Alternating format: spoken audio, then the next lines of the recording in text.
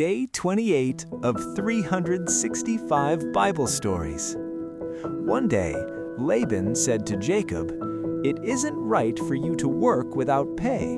What can I give you in return?" By this time, Jacob had fallen deeply in love with Rachel.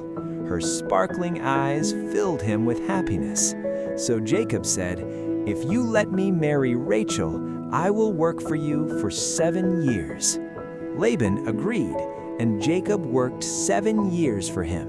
He never complained and always did his best, and the years felt short to him because he loved Rachel so much.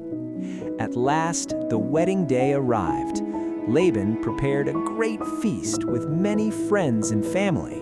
But when the bride was brought out, it was Leah, not Rachel. Jacob panicked and said, "Where is Rachel? I worked 7 years for her, not Leah." Laban replied, "In our country, the older daughter must marry first. You can also marry Rachel, but you must work for me 7 more years." So Jacob married Rachel as well, but he had to work another 7 years for Laban. Join me tomorrow as we continue this journey through the Bible.